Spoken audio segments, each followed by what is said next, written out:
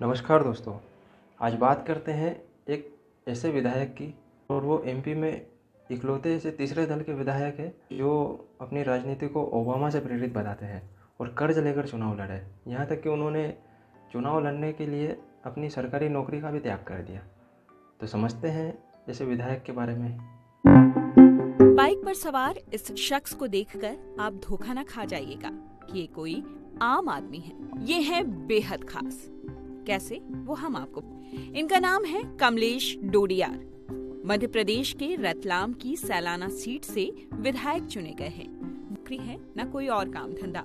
खेती से उनकी आजीविका चलती है। वकालत भी करते हैं।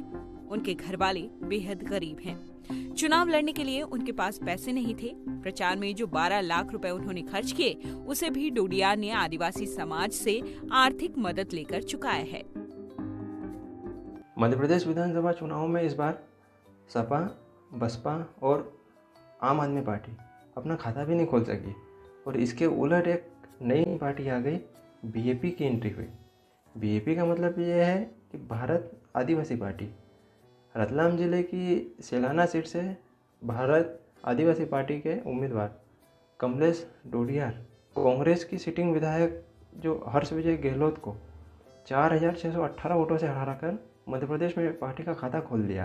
बीएपी पार्टी मूलतः राजस्थान में जन्मी है और बीएपी की मध्य प्रदेश में 8 सीटों पर इन्होंने उम्मीदवार उतारे। कमलेश डोडियार के बारे में बताते हैं कि उन्होंने इस बार का जो चुनाव लड़ा वो कर्ज लेकर चुनाव लड़ा, और राजनीति में करियर बनाने की ऐसी धुन है कि वो 2 बार सरकारी नौकरी भी छोड़ चुके हैं।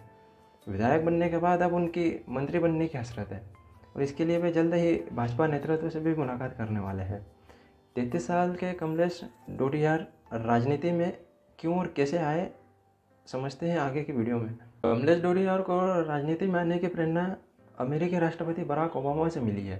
रतलाम जिले के रागकुआ गांव में पैदा हुए कमलेश डोडियार अपनी ज़िंदगी की कहानी यूएस के पूर्व राष्ट्रपति बराक ओबामा जैसी लगती है।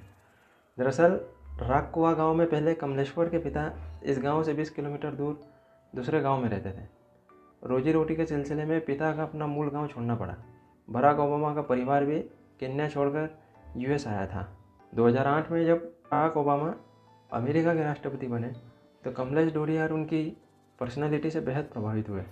वे बताते हैं कि उनकी शैली और संघर्ष से प्रभावित होकर सामाजिक राजनीतिक जीवन में आने का मैंने फैसला किया। 2011 में कमलेश्वर की सरकारी नौकरी लगी थी, लेकिन उन्होंने ज्वाइन नहीं की। इसके पिता नाराज़ हो गए और उन्होंने बातचीत भी बंद कर दी थी। कमलेश डोडियार पर राजनीति का शौक इतना खतरनाक था कि उन्होंने परिवार से नाराज़ होकर खाना पीना और अपना घर तक छोड़ दिया था। इस दौरान जय आदिवासी युवा शक्ति संगठन यानी जयस से उनका जुड़ाव हुआ, और उसके बाद सामाजिक और राजनीतिक आंदोलनों में कमलेश डोडियार बहुत सक्रिय हो गए। इस दौरान भी उन्होंने पढ़ाई नहीं छोड़ी, और 13 में विक्रम विश्वविद्यालय जैन से वहाँ से उन्होंने बीए की पढ़ाई पूरी की। इस दौरान ना तो रहने का कोई उनके पास ठिकाना था और ना ही खाने पीने का कोई बंदोबस्त था। कई बार तो ऐसे हालात बने थे कि उन्हें मांग कर खाना पड़ता था। इसकी वजह से परिवार पर समाज का दबाव भी बढ़ने लगा, और सामाजिक आलोचना की वजह से 15 में परिवार की नाराज़गी दूर हो गई। 2016 में एक बार फिर सरकारी नौकरी कमलेश डोडियार ने छोड़ दी थी। कमलेश्वर डोडियार बताते हैं कि 2016 में उनका चयन भोपाल नगर निगम के राजस्व निरीक्षक के पद पर हुआ था, और परिवार वाले बेहद खुश थे, लेकिन मैंने नौकरी ज्वाइन नहीं की। इससे परिवार फिर नाराज़ हो गया। हालांकि वे इस बारे में घर छोड़ने की नौबत तो नहीं आई थी, लेकिन मैंने 2008 से ही तय कर लिया था कि राजनीति ही करूँगा। राजनीति करते हुए मैं समाज में बदलाव लाऊंगा, और पीछे हटने का तो सवाल पैदा होता ही नहीं है। फिर मैंने दिल्ली विश्वविद्यालय के लॉ कैंपस से एलएलबी में प्रवेश ले लिया, और इसकी पढ़ाई पूरी हो चुकी थी और केवल 2 पेपर अभी बाकी है। कमलेश डोडियार ने 2023 का विधानसभा चुनाव को पहली बार नहीं लड़ा है। इससे पहले भी कमलेश डोडियार ने 2018 और 2019 का चुनाव लड़ा था, जो जय आदिवासी युवा संगठन समर्थित निर्दलीय प्रत्याशी के तौर पर कमलेश्वर डोडियार ने 2018 में चुनाव लड़ा था। उन्हें 18,800 वोट मिले थे, लेकिन वो चुनाव हार गए थे। इसके बाद 2019 में उन्होंने भारत ट्राइबल पार्टी यानी बीटीपी के टिकट पर रतलाम लोकसभा सीट से सांसद का चुनाव लड़ा, लेकिन सितंबर 2023 में भारत ट्राइबल पार्टी का विभाजन हो गया और यह भारत आदिवासी पार्टी के रूप में सामने आई। लेकिन कमलेश डोडियार ने बीटीपी पार्टी की जगह बीएपी को ही चुना। राजस्थान जिले के भील बाहुल्य इलाकों में पार्टी ने अपना जनाधार तो बहुत बढ़ाया, 2023 के चुनाव में कमलेश्वर को सिलाना में 71,219 लोगों ने अपना वोट दिया और कांग्रेस उम्मीदवार हर्ष विजय गहलोत को 4,618 और भाजपा प्रत्याशी संगीता चरेल से 29,635 वोट से ज़्यादा रहा। कमलेश डोडियार पर दुष्कर्म का केस भी हो चुका है और वो नामांकन से अभी एक सप्ताह पहले ही छूटे। कमलेश के खिलाफ 2022 में रतलाम की एक महिला थाने में एक लड़की ने दुष्कर्म का केस दर्ज कराया था। उन्हें जेल में जाना पड़ा, लेकिन कमलेश ने बताया कि जिस लड़की से उसकी सगाई तय थी उसका परिवार कांग्रेस से जुड़ा था। उन्हें लगा कि लड़की जयेश से जुड़े परिवार में चली जाएगी तो उनको नुकसान होगा, तो कांग्रेस के तत्कालीन विधायक के इशारे पर परिवार ने ये रिश्ता तोड़ दिया। अब इस बात से कमलेश भी नाराज़ हो गए थे। वो आगे कहते हैं कि मैं भी नाराज़ हो गया और शादी ना करने का फैसला किया। मैंने अपना रिश्ता कई और तय कर लिया। मेरी शादी होने वाली थी, पत्रिका भी छप गई थी। उस समय विधायक के लोग और लड़की के परिवार वालों ने जाकर मेरे खिलाफ दुष्कर्म का मामला दर्ज करवा दिया। कमलेश आगे कहते हैं कि यह मामला राजनीति को ख़त्म करने के लिए दर्ज कराया गया था। चुनाव से पहले लड़के के भाई ने भी धमकी दी और थाने में शिकायत दर्ज कर दी। इसकी वजह से भी कमलेश डोडियार को एक बार फिर जेल में जाना पड़ा। अब नामांकन दाखिल करने के 8 दिन पहले कोर्ट ने उन्हें जमानत मिली। वैसे 2018 से 2022 के बीच में कमलेश डोडियार के खिलाफ 15 से ज़्यादा मामले अलग अलग थानों में दर्ज हुए, जिसमें रतलाम, झाबुआ, नीमच, इंदौर, इसमें रासुका और जिला बदर की कार्रवाई भी शामिल है। कमलेश कहते हैं कि इनमें ज़्यादातर मामले धरना प्रदर्शन और चक्काजाम से जुड़े हुए हैं और अफसरों का कानून समझाओ तो उन्हें नागवार गुजरता है। ऐसे में सरकारी काम में बाधा और सरकारी संपत्ति को नुकसान का केस लगा देते हैं। जब 2020 में रतलाम कलेक्टर ने कमलेश डोडियार को जिला बदर करने की कार्रवाई शुरू की तो उस बारे में डोडियार कहते हैं कि मुझे न तो जिला बदर कर पाए वो और न ही ये मामला ख़त्म कर पाए। ये सिर्फ मुझे परेशान करने और दबाव बनाने की नीयत से ये मामले दर्ज किए गए थे। 2023 के विधानसभा चुनाव में कमलेश्वर डोडियार ने जितना भी कर्जा लिया, अब उस कर्जों को चुकाने के लिए आदिवासियों की नोथरा प्रथा का सहारा लेंगे, क्योंकि कमलेश का कहना है कि उनकी आय का कोई नियमित स्रोत नहीं है और उनका व्यवसाय सिर्फ खेती है। और नामांकन के दौरान आखिर में उन्होंने अपनी 4,02,000 रुपये आय बताई है और कमलेश्वर ने चुनाव प्रचार के लिए करीब 12 लाख रुपये का कर्ज लिया था, तो उसे चुकाने के लिए वे नोथरा का सहारा ले रहे हैं। नोथरा भील आदिवासी समुदाय में प्रचलित एक प्रथा होती है जिसमें समाज के लोग मदद के लिए आर्थिक सहयोग करते हैं। कमलेश डोडियार ने रतलाम के सलाना सीट से विधायकी दर्ज करके बीएपी को जीता तो दिया, लेकिन मध्य प्रदेश में खाता खोलने के साथ ही राजनीतिक साझेदारी की कोशिश भी तेज कर दी है। कमलेश डोडियार का कहना है कि उन्होंने पार्टी पदाधिकारियों से चर्चा की है और पार्टी का कहना है कि समाज के लोगों का भी भला इसी में है कि वे सत्ताधारी दल के साथ जुड़कर आगे बढ़े। अगर कांग्रेस सरकार बनाती है तब भी उनकी यही कोशिश होती। इसके लिए वे भाजपा नेतृत्व से मुलाकात कर अपने समर्थन की बात रखेंगे, उनसे मंत्रिमंडल में जगह भी मांगेंगे।